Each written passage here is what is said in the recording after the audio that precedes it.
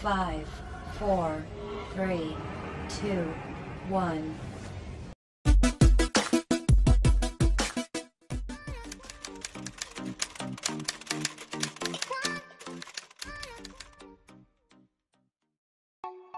Assalamualaikum warahmatullahi wabarakatuh. Selamat pagi anak-anakku, kita berjumpa lagi untuk pertemuan matematika bab selanjutnya.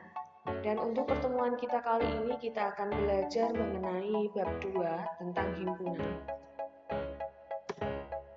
Di mana bab 2 ini belum pernah kalian jumpai ketika kalian masih beranjak di SD kelas 6, sehingga diharapkan untuk anak-anakku sekalian untuk memahaminya ataupun mencatatnya di buku catatan kalian agar lebih paham lagi. Oke, untuk himpunan yang pertama kita akan belajar tentang apa itu himpunan. Apa itu himpunan? Himpunan adalah sekelompok atau sekumpulan benda atau objek yang anggotanya dapat ditentukan dengan jelas. Sudah ada kalimat dapat ditentukan dengan jelas. Oke, di sini saya mencontohkan dua himpunan. Yang pertama, kumpulan siswa yang lahir bulan Agustus. Yang kedua, himpunan hewan berkaki 4. Perhatikan di sini ya anak-anakku. Kumpulan siswa yang lahir di bulan Agustus. Perhatikan di sini, lahir bulan Agustus. Berarti jelas atau tidak bahwa yang ditanyakan hanya yang di bulan Agustus. Kalau jelas, di sini sudah memenuhi kata jelas. Kalau jelas itu sendiri berarti kumpulan ini termasuk dalam himpunan. Untuk yang kedua, himpunan hewan berkaki 4. Perhatikan di sini, hewan berkaki 4. Jelas atau tidak hewannya itu berkaki 4? Kalau jelas, berarti ini juga termasuk himpunan. Nah, sekarang perhatikan lagi di sini. Apa itu himpunan? Biasanya di dalam kalimat itu tidak harus ditulis himpunan, tetapi bisa ditulis kelompok, sekumpulan. Contohnya di sini ada kalimat kumpulan siswa. Kata yang depan kumpulan. Yang kedua himpunan hewan. Kata yang pertama himpunan. Jadi untuk kalimat himpunan dapat dituliskan dengan kalimat kumpulan ataupun sekelompok. Oke, untuk selanjutnya di sini ada contoh himpunan. Kita pelajari bersama-sama ya. Kumpulan siswa laki-laki. Kumpulan siswa laki-laki. Itu sudah jelas atau belum? Kumpulan siswa laki-laki. Di sini ada kata laki-laki. Jelas. Jelas menyebutkan jenis kelamin laki-laki. Berarti dia termasuk himpunan. Oke. Yang kedua, himpunan anak yang bertubuh tinggi. Bertubuh tinggi.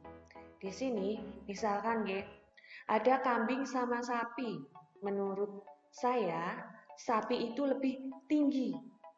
Tetapi kok misalkan sapinya tidak ada, hanya ada kambing dan kucing, pasti terlihat bahwa kambing itu juga lebih tinggi dari kucing. Sehingga kata tinggi di sini, tinggi ini menyatakan sifat. Kalau dia menyatakan sifat, berarti dia bukan himpunan. Bukan himpunan. Yang ketiga, kumpulan hewan berkaki 2. Hewan berkaki 2, jelas. Tadi seperti contoh yang di depan berkaki 4. Jelas kakinya ada 2 sehingga di sini disebut himpunan. Oke, yang keempat, kumpulan buku yang tebal. Tebal. Ini menyatakan apa? Sifat.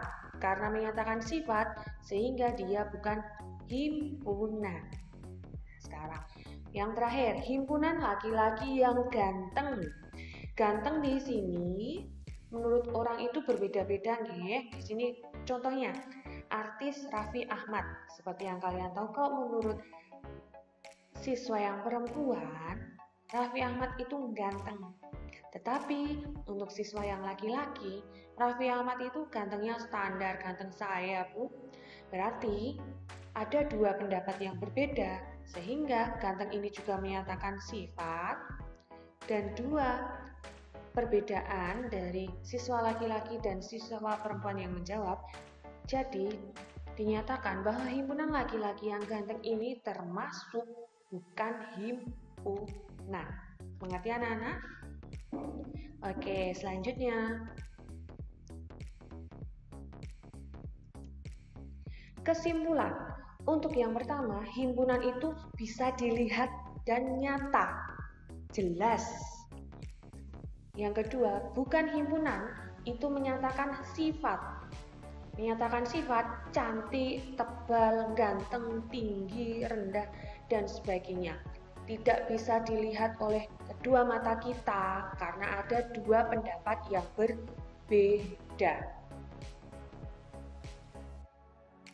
Untuk materi yang selanjutnya, anggota himpunan. Anggota himpunan biasanya dilambangkan dengan E.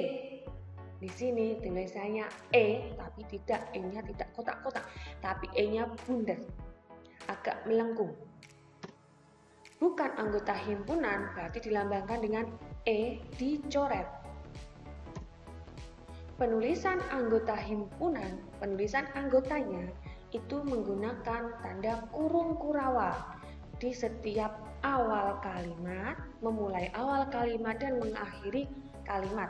Contoh di sini, contohnya B adalah himpunan hewan berkaki dua. Perhatikan kembali. B adalah himpunan hewan berkaki dua. Adalah diganti dengan tanda sama dengan.